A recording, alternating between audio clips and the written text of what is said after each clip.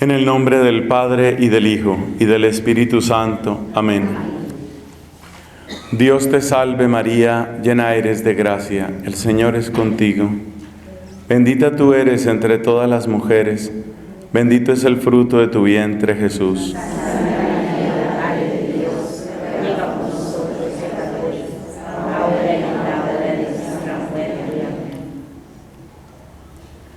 En el nombre del Padre, y del Hijo, y del Espíritu Santo. Amén. Señor de los milagros, con alegría vamos avanzando en este camino que es camino de amor. Conviene recordar aquí que si a nosotros nos interesa el perdón, no es simplemente por corregirnos o por lograr mejores resultados, sino porque en ese camino del perdón estamos dando honor y gloria a Dios, a quien amamos. Es decir, el verdadero arrepentimiento es un acto de amor. Gocé mucho el día que aprendí esto, que cuando nosotros celebramos el sacramento de la confesión, estamos confesando, por supuesto, nuestros pecados, pero estamos también confesando, es decir, proclamando a Dios como superior a nuestros pecados. En este sentido, toda confesión es una confesión de alabanza, confessio laudis. Toda confesión es una proclamación del amor que nos ha alcanzado y que nos ha ganado. Decía el profeta Jeremías: me has seducido, me dejé seducir. Decía el profeta Jeremías: me has podido, me ganaste, ganaste tú. Así que el encuentro con el Dios perdonador, en cierto sentido, es una derrota. Porque claro, al decir que estaba equivocado, al decir que obré mal, eso es entregar las armas. Pero si hay una derrota que tiene mejor nombre de victoria, es esta. Porque nos ha derrotado el que mejor nos conoce y sobre todo el que mejor nos ama. El que tiene mejores ideas que nuestras ideas. Y por eso no hay nada mejor que ser derrotado por Dios. Nada mejor le pudo haber sucedido a Pablo que ser derrotado por el amor, por la misericordia cuando iba camino de Damasco. Son derrotas valiosas, derrotas preciosas. Y ser derrotado así en realidad es vencer. Hemos hablado del arrepentimiento, de la misericordia y del encuentro con la gracia. Conviene que dediquemos esta meditación al Espíritu Santo. El Espíritu que completa, el Espíritu que realiza, el Espíritu que afianza la obra del perdón en nosotros. ¿Qué papel cumple el Espíritu? ¿Qué es propiamente lo que hace el Espíritu en nosotros? Eso es lo que vamos a ver en esta ocasión. Ante todo, situemos, como hemos venido haciendo con los otros temas, situémonos en una perspectiva bíblica. Cuando se empieza a hablar de la necesidad, ojo la palabra, necesidad del Espíritu, se empieza a hablar cuando la antigua alianza se muestra claramente como insuficiente, incapaz. La antigua alianza, entendiendo por antigua alianza la de Moisés, se muestra insuficiente. Vayamos, por ejemplo, al capítulo 36 de Ezequiel. Mucho recomiendo para su lectura personal, su meditación ante el Santísimo. Mucho recomiendo Ezequiel 36, es completamente clave, es muy oportuno. Ahí es donde encontramos aquellas famosas palabras: derramaré sobre vosotros un agua pura que os purificará. De todas vuestras inmundicias e idolatrías os he de purificar, y os daré un corazón nuevo y os infundiré un espíritu nuevo. Fíjate cómo aparece la purificación unida a la acción del Espíritu. La purificación, ese baño que podía ser visto como puramente ritual y externo, por ejemplo, por los fariseos, es el baño interior.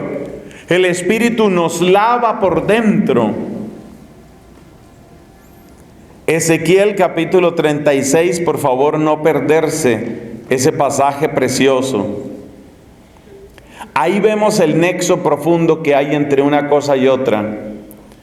También en el profeta Jeremías tenemos palabras semejantes, cuando Dios habla de una nueva alianza. Y por eso es necesario relacionar el tema del Espíritu con el tema de la alianza.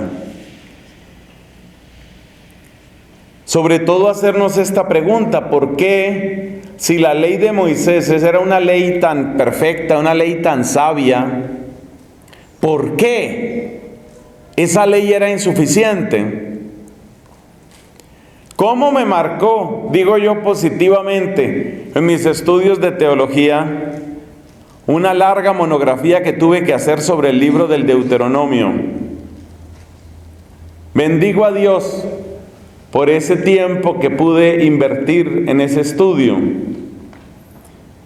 Puedo decir que el Deuteronomio dejó de ser un libro ajeno para mí y pasó a ser algo muy cercano, muy humano y a la vez muy revelador del querer de Dios. Bueno, en el Deuteronomio se hacen elogios profusos y muy bellos sobre la ley, sobre los mandatos. Por ejemplo, ¿cuál de los pueblos tiene mandatos, tiene leyes tan sabias como los que ustedes tienen? Así habla el Deuteronomio. También dice: lo que hoy te mando no está lejos de ti, no está más allá de los mares, no está arriba en los cielos, no tienes que escalar hasta el cielo para bajarlo, no tienes que atravesar el mar para conseguirlo, está cerca de ti está la palabra, cúmplela. En otros lugares de la Biblia encontramos elogios fuertes también, fuertes y bellos, sobre la ley. Salmo 19, por ejemplo: la ley del Señor es perfecta y es descanso del alma. El precepto del Señor es justo, es fiel e instruye al ignorante. Más preciosos que el oro, más que el oro fino. Y luego tienes ese otro salmo, el Salmo 119, que tiene más de 160 versículos. Y ese Salmo 119 creo que son 166 versículos. Ese Salmo 119 es un rosario de elogios a la ley. Ahí es donde se encuentra aquel texto que me gusta citar: me estuvo bien el sufrir, así aprendí tus justos mandamientos. ¿Cómo podrá un joven andar honestamente? Cumpliendo tus preceptos. Elogios y elogios a la ley. Otros textos elogian a aquellos que enseñan la ley. Por ejemplo, el libro de Daniel dice: los que enseñan la justicia, las multitudes brillarán como estrellas por toda la eternidad. O también el salmo que dice, situándonos en una escena familiar: venid, hijos, escuchadme, os instruiré en el temor del Señor. ¿Hay alguien que ame la vida y desee días de prosperidad? Guarda tu lengua del mal, tus labios de la falsedad. Sea el Señor tu delicia y Él te dará lo que pide tu corazón. Bueno, si hay todos esos elogios sobre la ley, ¿qué falló? ¿Por qué se necesitaba otra alianza? El Deuteronomio nos dice que la ley es bondadosa, es cercana y que está a nuestro alcance. Los libros de los Salmos nos están contando que el gran tesoro que pueden dejar los padres a los hijos es precisamente la ley. ¿Qué falló entonces? Pues falla que la práctica del bien a veces es ardua. Lo que falla en la ley de Moisés es que la recompensa a veces tarda. Lo que falla en la ley de Moisés es que el justo a veces recibe persecución. Esas son las tres fallas principales. Ser bueno cuesta trabajo, ser perseverante en el bien cuesta trabajo. Eso no es fácil. Esa es una falla, esa es una dificultad. Parte de la dificultad está en el segundo punto, la recompensa es tardía. Y además hay persecución.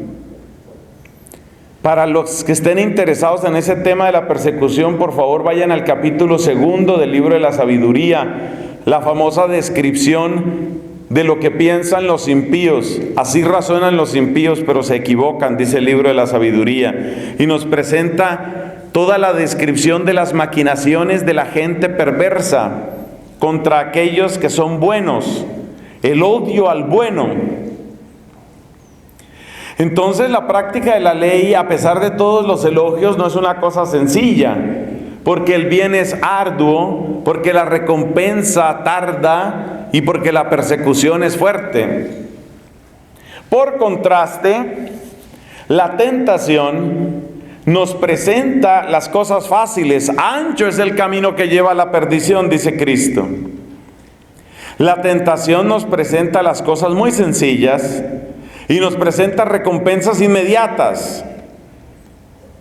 Fíjate lo que le dice la serpiente a la mujer: seréis como dioses. Cómete eso, ya, serás como Dios. Es inmediato. Es la recompensa inmediata. La tentación está hecha como una caricia para nuestra impaciencia. La tentación acaricia nuestra impaciencia y nos dice: tú vas a esperar todo eso para ser feliz. Fúmate este cacho de marihuana y serás feliz dentro de 2 minutos y medio. Tanto trabajo para ser feliz. Vas a esperar todo ese tiempo para ser feliz. Roba, miente, traiciona, abusa y lograrás lo que quieres. Entonces la práctica de la ley no es sencilla, es dura, es larga, tiene obstáculos, tiene enemigos. Nuestra razón sigue viendo con claridad: robar es malo, pero la tentación dice: mira, no es sino un descuido y ya está. La razón sigue diciendo: la pureza es bella, pero la carne clama, grita, reclama sus derechos. Parece inmediata la recompensa. La venganza. Vengarse no es muy cristiano, pero a veces es muy sabroso. Vengarse, desquitarse, salirse uno con la suya. Por eso la ley tiene un problema que es la gran distancia entre esto que se llama cabeza y esto que se llama corazón. La cabecita sigue diciendo qué es lo bueno y qué es lo malo. La cabecita está educada en la ley de Moisés y se da cuenta de lo bueno y lo malo. Pero los deseos del corazón no siempre son buenos. El deseo del corazón quiere llevarme por los caminos de la pereza, por los caminos de la mentira, por los caminos de la lujuria, los caminos de la envidia. ¿Cuántas cosas buenas hemos dejado de hacer por mediocres, por perezosos? ¿Cuántas cosas buenas hemos dejado de hacer por evitarnos problemas y ridículos, por evitar oposición, por evitar indiferencia de otros? La tentación es fuerte, la tentación es poderosa. Entonces, ¿en dónde fracasa la ley de Moisés? Y cuando decimos la ley de Moisés hay que aplicarlo proporcionalmente a toda ley que sea externa a nosotros. ¿En dónde fracasa? Pues fracasa en que uno puede ver la belleza que eso tiene, pero las ganas no van detrás. Uno se da cuenta de que eso es bueno. Me parece que fue el Papa Pío XII el que dijo: presentadme un religioso que cumpla completamente su regla y yo lo canonizo. Porque las constituciones, las reglas, las disposiciones que tiene la iglesia son sapientísimas, son hermosas. Uno mira esos libros de constituciones nuestros y uno ve que es una belleza, eso es una hermosura. Bueno, ahora vívalo. Qué hermosa una comunidad donde todo el mundo obedezca. Bueno, ahora empiece usted a obedecer. Y lo mismo con los demás votos y las demás disposiciones y costumbres. Entonces la ley es ardua y el motivo principal de la dificultad está en que la ley me muestra el bien, pero las fuerzas, el deseo interior, la libertad y deseo interior, el apetito que yo quiera lo bueno, no es tan fácil. Uno se da cuenta que es buena la humildad, pero querer la humildad, quererla, cuando lo empiezan a posponer a uno, eso no es tan fácil, eso no es tan fácil. Cuando la comunidad empieza a volverlo a uno paisaje, cuando uno empieza a hacer una anécdota, cuando la palabra de uno va quedando en el pasado. Quizás a nosotros nos sucede lo mismo que un viejito, esto es real, un viejito que lo entrevistaban en la televisión en Estados Unidos, había cumplido 95 años, en sus años mozos había sido un gran líder sindical, y entonces le pregunta con toda ingenuidad al reportero: estamos muy orgullosos de usted, creemos que su aporte a la sociedad es muy notable. ¿Usted cómo quisiera ser recordado?, le pregunta con toda ingenuidad al reportero. Y responde el viejito: es que yo no quiero que me recuerden, yo quiero seguir viviendo. Y fíjate que la pregunta era muy natural, pero ¿qué hay detrás de esa pregunta? ¿Usted cómo quiere que lo recuerden? ¿Qué quiere decir? Ya pasó su hora. Ya lo que usted iba a hacer, ya lo hizo. Es decir, cuéntenos qué de su pasado merece la pena, porque su presente no es gran cosa y su futuro no anuncia sino tumba. Eso es duro. Eso es duro, vivir eso, que lo van haciendo a uno a un lado, que la palabra de uno no cuenta, que otras figuras van tomando el protagonismo. Como uno tiene sus vanidades y tiene sus soberbias y tiene sus arrogancias y uno no sabe que las tiene sino cuando le toca, cuando le empiezan a hacer a un lado. Ahí sí, como el chiste aquel, ¿no? Nadie tiene más paciencia que yo. Yo soy la persona más paciente del mundo mientras nadie se meta conmigo. Ahí tengo toda la paciencia del mundo. Entonces así es uno es paciente y uno es humilde mientras no lo comparen con nadie. Uy, la sensibilidad del corazón humano es muy grande y en nosotros los religiosos es más alta, porque la autoestima nuestra es más frágil, en general la de los célibes. Una persona casada siempre afirma su yo, siempre lo afirma en los logros de la familia. Tiene su esposo, tiene su esposa, tiene sus hijos. Y los valores de esos hijos, si los ha educado bien, por supuesto. Y la acogida de ese hogar siempre es un gran argumento, uno no. Entonces uno es muy frágil, pero uno no se da cuenta de lo frágil que uno es. Y uno cree que uno es más humilde de lo que es hasta que lo comparan. Uy, eso sí es terrible. Pues muy interesante su trabajo en la rectoría, casi me hace pensar en la rectoría del padre fulano. Ah, bueno, ok, perfecto. No es tan fácil, a uno no le gusta que lo comparen, no le gusta. Y todos tenemos nuestras arrogancias y tenemos nuestras vanidades y tenemos nuestros temores y tenemos nuestros guardados. Yo puedo trabajar con cualquiera que me digan, yo no tengo ningún problema en trabajar con cualquiera. Pero, preferiblemente no con... Uno tiene preferencias, uno tiene vanidades, uno tiene resentimientos, uno tiene temores. El ser humano es muy débil y a uno le duelen muchas cosas y uno tiene una cantidad de cosas que a veces vienen por allá de los ancestros. Eso es muy complicado. Dios me ha permitido la oportunidad inmerecida de conocer distintas culturas, distintos países, y uno se da cuenta que hay pecados, hay tendencias que son predominantes en ciertas culturas, en ciertos países. Por ejemplo, la mayor parte de nuestros países latinoamericanos tienen un pasado de humillaciones y un pasado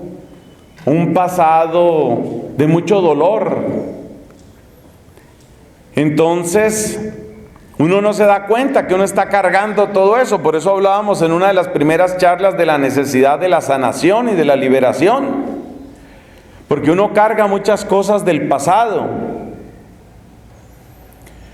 Es muy posible que las mamás de algunos de nosotros hayan sufrido serias humillaciones y esas mamás son hijas de otras mamás que también fueron humilladas o abusadas, y esas son hijas de otras que también fueron abusadas y humilladas.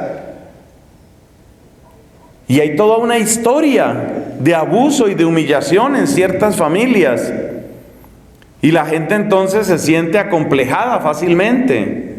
O la gente busca, usted sabe que cuando uno tiene un problema en su pasado, o uno se acompleja o uno se revela. Y donde más salen esas cosas es donde, en la vida religiosa. Porque uno en la vida religiosa está muy desnudo. Como uno no tiene escondite, como uno no tiene pareja, como uno no tiene hijos que le rescaten el ego, entonces uno es lo que es. Y por eso uno anda muy desnudo en la vida religiosa y se le notan muy rápido los complejos que tiene y los conflictos con la autoridad y las necesidades y las dependencias afectivas, se le notan rapidito, se van notando. Desde el postulantado, desde el noviciado, el que tiene su temperamento ahí le va saliendo, el que es agresivo, el que no se deja de nadie. Porque las cargas que uno trae del pasado, en el presente salen. ¿Cómo salen? ¿Como complejo o como rebeldía? Entonces uno trae muchos complejos, uno trae su carga de complejos por allá del pasado, los trae.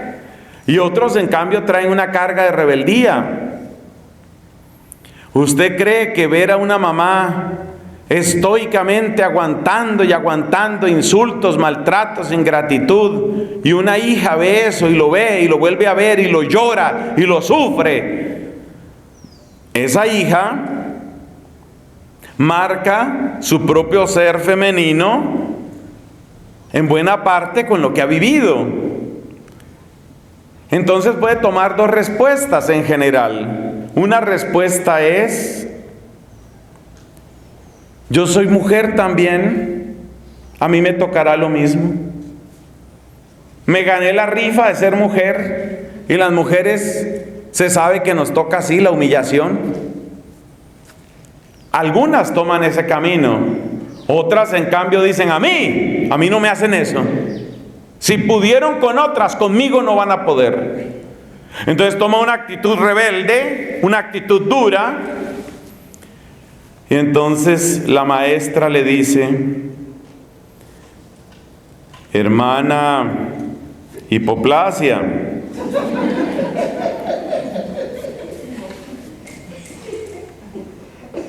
ya hicimos la lista de los aseos del postulantado.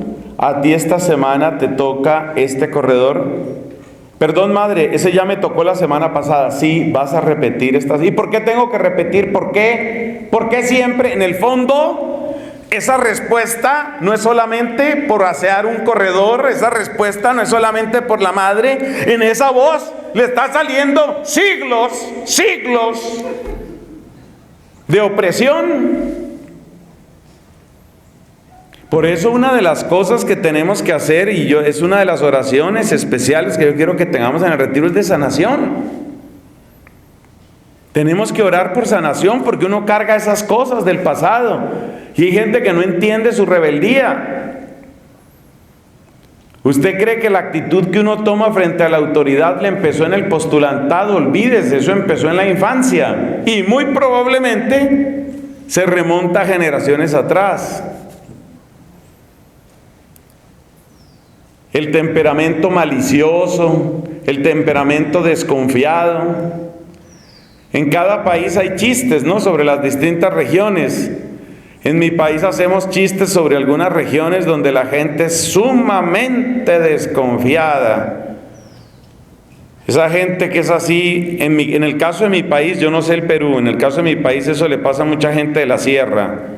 Así como desconfiados, como que miran así como... A ver, ¿qué se traerá? ¿Qué será lo que quiere? A ver, padrecito, ¿sí será o no será? ¿Qué será lo que quiere? Vamos a ver padrecito. Entonces, en un colegio de esos de la sierra, le pregunta la profesora a los niños: a ver, Andresito, ¿quién descubrió América? Niño mira así desconfiado, receloso, suspicaz. Andresito, ¿quién descubrió América? ¿Cómo para qué sería, profesora?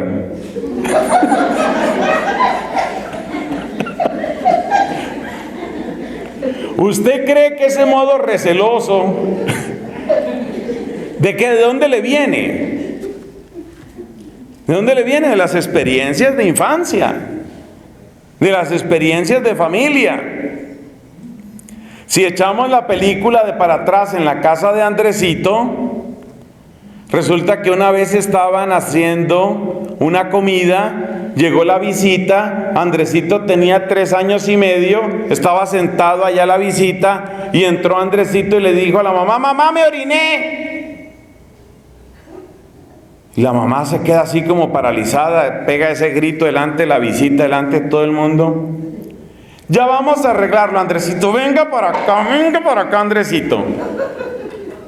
Y lo saca ya aparte y le da tremendo regaño. Uno no habla así no se habla. Menos de esas cosas del cuerpo, así no se habla. Aprenda de su mamá, aprenda, cállese. En privado, las cosas se dicen en privado, se dice pasito. ¿Ve? Y eso le quedó allá en su disco duro. ¿Cuántas cosas tiene uno en el disco duro? Buenas, muchas cosas buenas, y otras regulares y otras malas. ¿Cuántas cosas trae uno por allá en su disco duro? Entonces ahora entendemos por qué se necesita la acción del Espíritu. Porque yo necesito que me sanen adentro. Porque yo necesito ser transformado, es una de las palabras que tenemos ahí en nuestro tablero. Yo necesito ser transformado interiormente. Es una de las cosas que yo necesito. Y uno mismo no sabe cuántas cosas, cuántos traumas, cuántas ideas tendrá uno, ideas a veces equivocadas. ¿Cuántas de esas ideas tendrá uno ahí metidas en la cabeza por las cosas que vivió? Por el tratamiento que le dieron sus iguales. Hoy se habla mucho de un problema que es el bullying. Sí hablan del bullying ustedes en los colegios, ¿no? Bullying. Que en algunas partes se traduce por la palabra matoneo. Un matón, ¿quién es? Es el que es duro, agresivo y pretende imponerse frente a los iguales. Ese es un matón. Entonces en Colombia se utiliza casi más la palabra matoneo que la palabra bullying. No sé si aquí se utiliza la palabra matoneo. Supongo que aquí se utiliza el inglés solamente, bullying. ¿O qué otra palabra se utiliza aquí? Bullying. Bueno. Pues entonces figúrese que con ese problema del bullying hay una cantidad de personas que tienen huellas y traumas desde épocas muy tempranas de su vida. Quizás en el colegio, por allá un grupo de niñas hizo una pilatuna, y esta, que después llegó a ser una hermana de gran importancia en las Dominicas de la Inmaculada, era de ese grupo de amiguitas, pero ella no tuvo que ver en la pilatuna. Y entonces las pescaron, porque resulta que estas, había una especie de acuario, y entonces estas se pusieron a jugar con unas llaves y desocuparon el acuario, mataron todos los peces. Y la madre rectora monta en su caballo favorito llamado Cólera. La madre monta en Cólera y llama a las amigas. A ustedes las vieron ahí. La más inteligente, la más abeja, avispa, dicen en distintos lugares. Avispada, dicen en otros sitios. La más astuta, tal vez es la palabra castiza. La más astuta es la primera en decir: yo no tuve nada que ver, madre. Entonces, ¿quién fue? Yo no sé. Y se queda así. Y ella fue precisamente la que movió la llave. Y en cambio la otra, que era así medio tonta, se va quedando nerviosa, se va quedando callada. Todas las demás le van echando la culpa. Finalmente la dejaron sin recreo una semana por haber matado los peces, y ella no tenía nada que ver, nada. Ella se da cuenta que la vida es injusta y que si uno es astuto y si uno es tramposo, uno se sale con la suya. Mientras que si uno es así noble, ella estaba esperando en su infinita ingenuidad, ella estaba esperando que la que había hecho el daño tenía que confesar. Pero la que hizo el daño fue la primera en decir: no, yo no sé. Y esa jugando todos los recreos, juegue para arriba y para abajo, llega acalorada al salón de estar jugando. Y esta sin recreo una semana, castigada. Eso le quedó en su disco duro. El que es honrado, el que es sincero y el que es noble también tiene otro nombre: tonto. Entonces, quiere decir que uno tiene que ser astuto y uno tiene que salirse con la suya. Estos son ejemplos muy triviales los que yo estoy dando, pero es para que se vea cómo en nuestro comportamiento está marcado por una gran cantidad de factores, y muchos de esos factores reposan profundamente en nuestros recuerdos, si es que logramos acordarnos de eso. Y muchos de esos factores están tan profundamente metidos en nuestro ser, pero tan profundamente metidos, que ni nosotros mismos los conocemos. Ya entiendes entonces por qué se necesita una iluminación interior. La iluminación interior no es solo para que yo reconozca mis responsabilidades y pecados, es para que yo me dé cuenta cuántos vacíos, cuántas trampas, cuántas heridas traigo de mi pasado. Esa iluminación interior es muy importante. Esa iluminación interior es la que empieza a colocarme en la perspectiva de Dios, cómo me mira Dios. Pero la iluminación interior tiene que ir acompañada por una iluminación exterior, que es la que me va a dar esperanza. Y esa iluminación exterior es fundamentalmente la palabra de salvación, es la presentación del misterio de Cristo.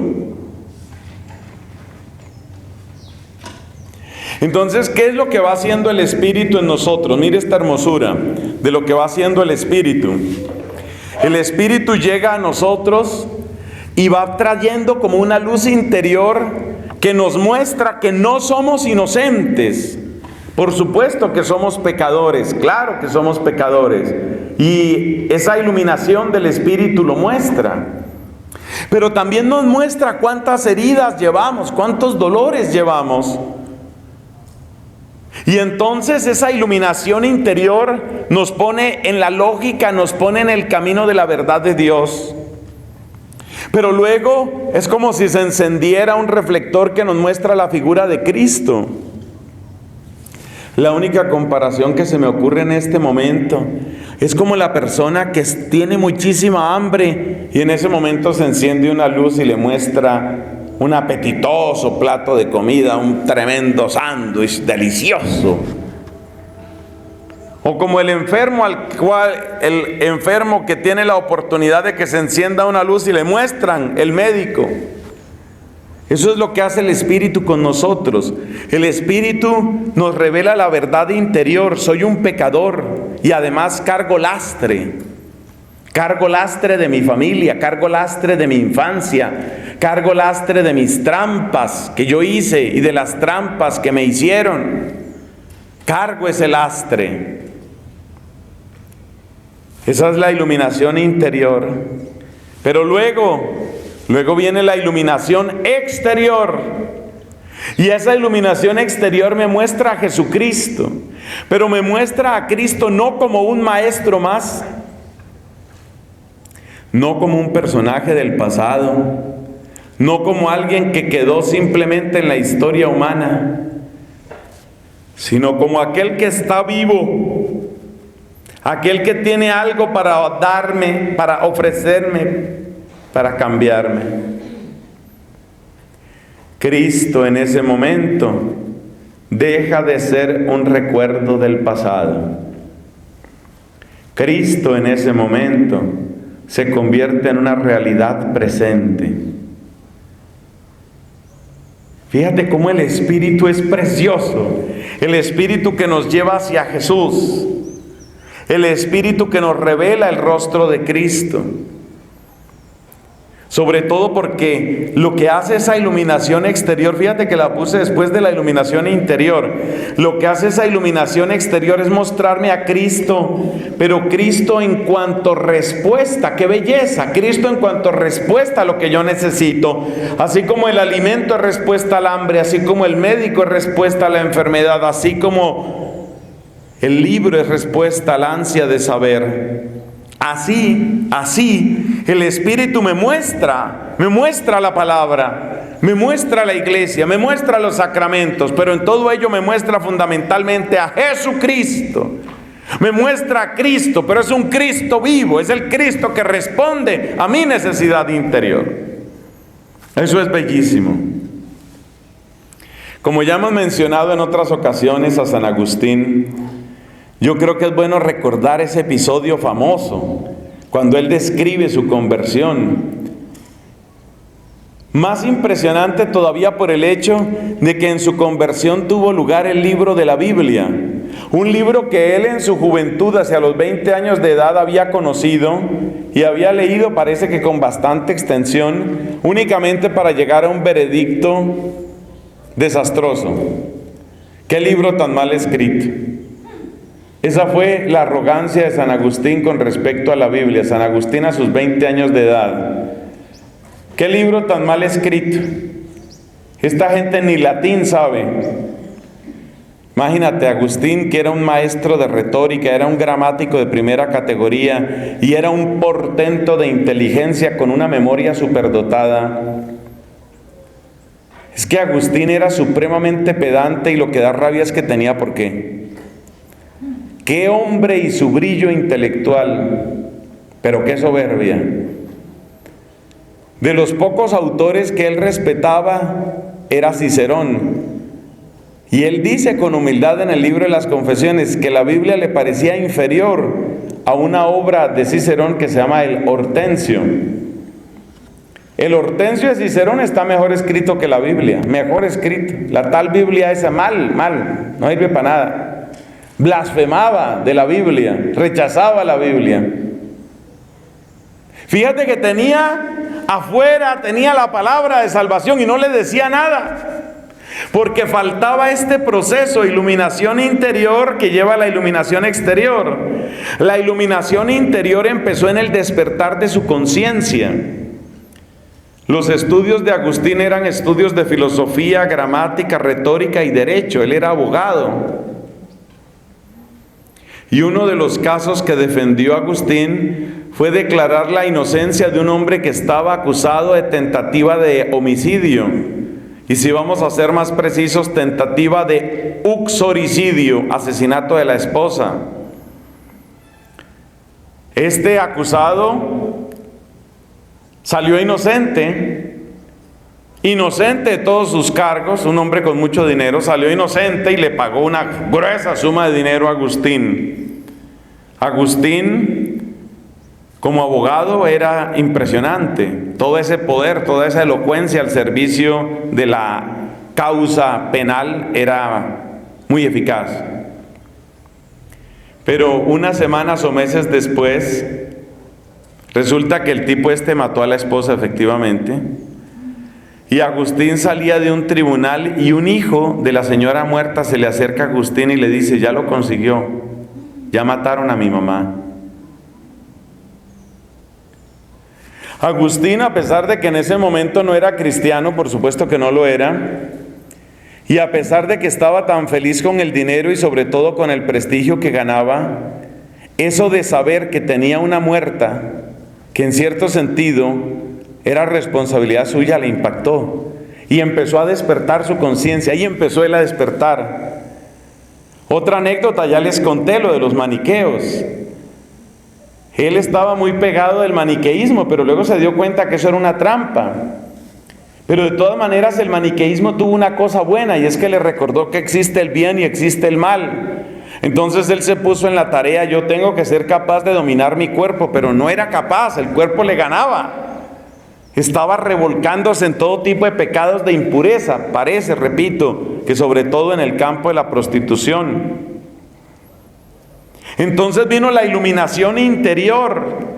El Espíritu empieza a iluminar a Agustín y le hace ver su condición real, le hace ver lo deforme que es. Aunque por fuera parezca un hombre exitoso, con dinero y con fama, el Espíritu lo ilumina, le despierta la conciencia. Y cuando ha sucedido la iluminación interior, entonces se puede dar el paso a la iluminación, ¿qué? Exterior. ¿Y la iluminación exterior qué es? Redescubrir a Cristo. Redescubrir a Cristo, no como un personaje, no como un dato, no como un pasado, sino como un presente, como el Dios vivo. Lo que cuenta aquel gran carismático Emiliano Tardif, él habla de su propia conversión. Él era ya sacerdote, estaba muy enfermo, tirado en la cama de un hospital, no lograba mejorarse, el diagnóstico reservado, los médicos confundidos, y este hombre Emiliano Tardif tirado allá en esa cama de ese hospital, y llegan unos carismáticos y le dicen: padre, podemos orar por usted. Y este señor sintió fue como rabia. Ahora aquí aguantarme a esta gente. Bueno, recen, pues hagan lo que quieran. Y empiezan a hacer oración. Y él siente que el corazón se le va calentando de amor. Y él siente amor por Dios. Y va entrando en la oración con esta gente. Y en un cierto momento, él ve que de su boca, él se da cuenta que de su boca salen unos sonidos inexplicables. El don de lenguas. Una cosa bellísima. La historia de la conversión de Emiliano Tardif es preciosa. Ya era sacerdote, hacía tiempo que celebraba misa, pero necesitaba redescubrir a Cristo, iluminación exterior. Cristo no es un dato que queda en el pasado. Cristo es el Señor de mi existencia, es el esposo de mi alma, es la razón de mi esperanza, es el gozo de mi corazón. Esas palabras no se sueltan así nomás. Tiene uno que tener esa iluminación, y esa la da el Espíritu. Pero primero tiene que venir la iluminación interior. El otro ejemplo, a mí me gusta quedarme con pocos ejemplos para ir viendo cómo van avanzando. Hemos hablado de Santa Teresa de Jesús. ¿Cuántas Semanas Santas llevaba Santa Teresa de Jesús? Ella dice que no conoció hombre más bueno, en toda su vida no conoció hombre más bueno que su papá. Probablemente el papá de Teresa era un santo, porque la santa pues no tiene necesidad de mentir. De hecho, ella es cortante, como suelen ser las personas de Castilla. ¿Cuántas Semanas Santas había estado Teresa? ¿Cuántas imágenes, procesiones, cantos, cuántas cosas había visto? Pero su corazón helado. Pero cuando tuvo esa experiencia que ya les conté, cuando se encontró por ahí en un depósito de imágenes del monasterio, aquella imagen, no de Cristo recién salido de la ducha, sino de Cristo azotado, Cristo cubierto en su sangre, Teresa se dio cuenta que el ornamento de este sacerdote era su propia sangre. Eso no lo había descubierto nunca. Claro, Cristo en la cruz estaba ofreciéndose como sacerdote y como víctima. ¿Y cuál es el ornamento de Cristo en la cruz? Si Cristo está desnudo, ¿cuál es su ornamento? Es su sangre. Y cuando Teresa se da cuenta de que Cristo está bañado en sangre y que esa es su casulla es su sangre, y los adornos de su casulla son sus llagas. Y cuando Teresa se da cuenta, así me ha amado este Señor, ella redescubre a Jesucristo. Lo redescubre. Ya pasa a ser un Cristo vivo. Ya no es un recuerdo, no es una simple devoción. Ahora es el Señor de mi alma, ahora es el esposo anhelado. Y ella entonces se mira a sí misma y se da cuenta que está sucia. Y se da cuenta que no tiene traje para ese esposo. Ella quiere ser esposa de Cristo. Años llevaba en el monasterio, pero años prácticamente perdidos. Esa es la expresión que ella utiliza. No es mía. Se reencuentra con Cristo, descubre un Cristo vivo. Eso es lo que hace el Espíritu. Por eso esta charla es tan importante. Porque sin la acción del Espíritu, todo esto se queda en cosas del pasado. Todo esto se queda en un acto más de devoción. Pero cuando uno se encuentra con Jesucristo, y ese encuentro lo propicia el Espíritu a través de esta iluminación interior y exterior, y luego de la iluminación exterior se devuelve a la iluminación interior, esto se forma un ciclo. Por eso dice Catalina de Siena que como el pez en el agua y como el agua en el pez, el agua está en el pez que está en el agua. Ese es el conocimiento que cambia, según Catalina de Siena. Entonces, es iluminación exterior que conduce a iluminación interior. ¿Por qué? Porque exteriormente me doy cuenta de quién es el Señor, y entonces me vuelvo a mirar a mí y digo, ¿pero yo quién soy? Por eso la oración de San Agustín, noverim me, noverim te, que yo me conozca, que yo te conozca, Señor. Y ese conocimiento lo da el Espíritu con esta doble iluminación. Y cuando la persona llega a esa iluminación interior, se da cuenta de que es indigna. Pero entonces vuelve a Cristo y dice, pero hay esperanza. Pero luego vuelve a sí mismo y dice, pero yo he despreciado tanto al Señor. Pero luego vuelve a Cristo y dice, pero Él acoge a los pecadores. ¿Ves? Es este juego precioso. Lo que sí está claro es que ese juego de amor siempre empieza con una iluminación interior. Después va adentro, afuera, pero siempre empieza adentro. Siempre empieza en la conciencia de aquellos indicadores que mencionábamos la charla pasada. Las fracturas, eran 3, ¿no? Las fracturas interiores que uno tiene, las consecuencias negativas, lo que le pasó a Agustín, cuando le dice este hijo, quédese con su plata, señor abogado, quédese con su plata, pero sepa que con ese dinero compró la muerte de mi madre. Claro, este señor, por más de piedra que fuera, eso le pega en el pecho, su conciencia despierta. Entonces viene la contrición y la esperanza. Es ahí donde Agustín vuelve a tomar la Biblia. Él dice que escuchó una voz como de un niño que le decía, tole, leye, toma, lee, tole, leye. Y él, que había despreciado con tantísima arrogancia la Biblia, tuvo que volver a sacar la Biblia. Y humillado por su propio pecado y humillado por las circunstancias, con lágrimas en los ojos, abrió al azar. Le salió un capítulo de la carta a los Romanos, capítulo 3 de la carta a los Romanos. Imagínate si se le iba a olvidar a Agustín. Ya no más pecado, dice el apóstol San Pablo. Ya no más borracheras, ya no más orgías, ya no más. Y Agustín rompe a llorar, porque siente que esa palabra era como una flecha disparada exactamente para su pecho. Y rompe a llorar. Ese soy yo, esto es lo que me está pasando a mí.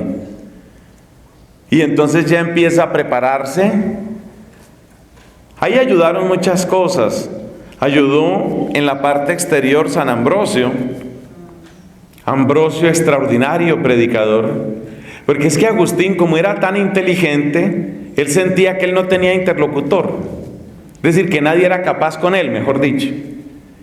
Cuando se encontró con Ambrosio, como que encontró un igual, porque Ambrosio era un talento impresionante. Ambrosio no tenía tanta filosofía como Agustín. Ambrosio era un tipo más práctico, que había sido lo que hoy llamaríamos alcalde. Se usa esa palabra aquí, ¿cierto? Lo que llamaríamos alcalde, había sido alcalde en Milán. Era un hombre de una capacidad de organización, de una inteligencia más bien práctica. Agustín era más especulativo. Pero esos sermones de Ambrosio eran impresionantes, y el valor de Ambrosio. Cuando llegaron los arrianos a tomarse la catedral de Milán, y Ambrosio a oponerse, arriesgando su propia vida, y todo eso lo supo Agustín. Eso le impactó profundamente. Acuérdate que dijimos que Agustín sufría de fractura, ¿no? Fractura interior, fractura en la coherencia. En cambio, Agustín conoce a Ambrosio y se da cuenta de que es un tipo muy inteligente y es un hombre coherente. Lo que piensa lo dice lo hace, lo que hace lo siente. Coherente. Entonces Agustín se bautiza. Ahí viene el bautismo de Agustín. Y se dedica al servicio de Dios. Ahí funda una especie de monasterio con unos amigos. No le quedaba difícil encontrar amigos para eso, porque Agustín tenía un encanto muy grande y un gran aprecio por la amistad. Y ahí viene su caminar por la vida monástica, y después el sacerdocio, y después el episcopado. Oiga, yo como quisiera, hablando de estas cosas, yo como quisiera que nosotros leyéramos más de estos temas, ¿sabe? A veces me da pesar, sin entrar en más peleas con Anthony de Melo y Ansel Grün y todos ellos. Oiga, yo quisiera que nuestras religiosas, sobre todo dominicas, leyeran más de esto. Más de los padres de la iglesia, más de estos grandes. Es que son... Yo llevo denunciando las situaciones de Ansel Grün hace años, 2 años por lo menos, 3 años, no sé. Y me he ganado problemas por eso. Pero ¿sabe qué pienso yo? De aquí a 30, 40 años, ¿quién se acordará de ese señor? Probablemente nadie. Son modas que van llegando. Cada vez cuesta más trabajo encontrar gente que tome en serio a Anthony de Melo. Fue una moda, subió, bajó, se acabó. Felizmente se acabó. Que Dios haya tenido piedad de su alma, pero no hizo bien. No hizo bien en la iglesia. Con sus libros por lo menos no hizo bien. Entonces la gente sube y baja. Yo digo, ¿por qué las religiosas dominicas se tienen que pegar a esas modas de sube y baja? ¿Por qué las religiosas dominicas no se pegan mejor a Ambrosio de Milán? ¿Por qué no se pegan a Ignacio de Antioquía? Mire, yo llevo años, yo hice una serie para televisión en lo que se llama Al Tablero, que es un programa que se puede ver por internet del canal Cristovisión de Colombia. He hecho una serie de historia de la iglesia sobre muchos de estos personajes, y estoy haciendo ahora mismo, con el favor de Dios, ahí vamos, otra serie sobre papas. ¡Qué cosa tan bella! Es que es hermosísimo. Hablando de los papas magnos. San León Magno, el primero; San Gregorio Magno, el segundo; San Nicolás Magno, el tercero. Los 3 papas magnos. ¿Por qué las religiosas no conocen más de eso? Esas son las lecturas que tendría que haber. Yo digo, sobre todo las jóvenes, aficiónense a lo que dura, a lo que permanece. Ya las mayores, ya lo que lean más o menos.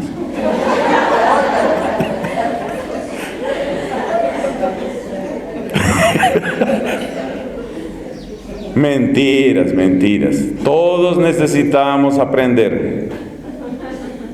Todos necesitamos aprender. Entonces el Espíritu trae contrición y esperanza. Y ahí puse en una tinta de distinto color que casi no se nota: nuevo corazón. Ahí viene la transformación. Dame un nuevo corazón, dice por allá una canción. El Señor le da a uno un nuevo corazón. Crea en mí, ¿no? Dice, ¿cierto? ¿El Salmo qué es? El Salmo 51. El Salmo del arrepentimiento. Crea en mí un corazón puro. Crea. El verbo crear es una cosa nueva. Crea en mí un corazón puro. Arrancaré de vuestro pecho el corazón de piedra y os daré un corazón de carne. ¡Qué belleza! Entonces viene la transformación. Dijimos que el gran problema de la ley de Moisés era que a uno le costaba trabajo querer el bien que veía que era bueno. O sea, la ruptura, dijimos, ¿no? Entre la cabeza y el deseo, la cabeza y el corazón. Uno se da cuenta que es lo bueno, pero le cuesta trabajo desearlo, le cuesta trabajo quererlo. Entonces, qué hermosura lo que hace el Espíritu. ¿En qué consiste la transformación? Consiste en que ahora el bien sabe bueno. Ahora el bien sabe bueno. Yo traje aquí escrita la oración que es típica de la invocación al Espíritu Santo y que es una hermosura. Esa invocación al Espíritu hay que tenerla presente. Mire lo que dice. Dice de la siguiente manera. Dice, ven Espíritu Santo, llena los corazones de tus fieles. ¿Qué quiere decir llena? Quiere decir que no quede nada sino solo tú. Llénalo. Llena los corazones de tus fieles. Enciende en ellos el fuego de tu amor, porque el amor es el don mismo del Espíritu y porque el fuego transforma. Acuérdate que nosotros cocinamos los alimentos con el calor, con el fuego, para hacerlos más sanos y más agradables al paladar. El fuego transforma. Tú que con el carisma de las lenguas reuniste en una misma fe a todos los pueblos, envía tu Espíritu y todo será creado y se renovará la faz de la tierra. Y viene la oración. Dice así: Dios que has iluminado, ¿sí lo ve? Dios que has iluminado los corazones de tus hijos con la luz del Espíritu Santo, concédenos la gracia de ser dóciles a tu Espíritu, dejarnos llevar por Él, dejarnos transformar, para gustar siempre el bien. Gustar el bien, saborearlo, que te sepa bueno, que la honradez, la sinceridad, la pureza, la humildad te sepan bueno. Porque el que está obrando en contravía de lo que realmente desea, tarde o temprano se estalla. Eso es como estar casado con una persona a la que no se ama ni poquito. Eso no se puede. Entonces la ley de Moisés nos mostraba el bien, pero no teníamos matrimonio con el bien. Más bien teníamos matrimonio con el mal porque apetecíamos el pecado. El Espíritu Santo nos sacaba ese apetito por el pecado. Progresivamente, de modo ordinario, progresivamente nos quita ese apetito por el pecado y ¿nos abre a qué? Nos abre al bien. Por eso dice, concédenos la gracia de ser dóciles a tu Espíritu para gustar siempre el bien y gozar de su consuelo. Esa es la transformación. Y eso es lo que nos permite ser comunidad. Porque entonces los que apetecemos el mismo bien, nos unimos en ese mismo bien. La comunidad no es posible en Babel. En Babel no hay comunidad. ¿Por qué no hay comunidad en Babel? Porque cada uno lleva lo suyo, porque cada uno quiere solamente lo suyo. Donde hay bien, ahí hay unidad. Entonces, a medida que una provincia, pensemos por ejemplo en una provincia dominicana, quizás de las Dominicas, de la Inmaculada en Perú, a medida que una provincia se va renovando con el poder del Espíritu, hay más unidad. En cambio, Dios nos libre, si le damos la espalda al paso del Espíritu, vendrá división, partidos, facciones, conflicto permanente. La comunidad, por eso subrayé la palabra común. Teniendo un bien en común, tenemos unidad. Y de ahí nuestra siguiente predicación con el favor de Dios. El Espíritu nos llama a la comunidad, el Espíritu nos convoca, el Espíritu nos reúne, pero somos distintos. Cada uno tiene su propio don, cada uno tiene su propio carisma, cada uno tiene su propio llamado. Es decir, mi gente amada, con esta enseñanza terminamos la parte del perdón. Y pasaremos con el favor de Dios en nuestra próxima charla a la parte de la vocación, porque dijimos que las tres grandes expresiones del amor son: somos perdonados, somos llamados, somos enviados. Entonces aquí terminamos la parte del perdonados y con la misericordia del Señor, mañana nos vamos con somos llamados, que lo vamos a enfocar desde la tónica de carismas y vocación. Que Dios nos lo permita. Gloria al Padre, al Hijo y al Espíritu Santo.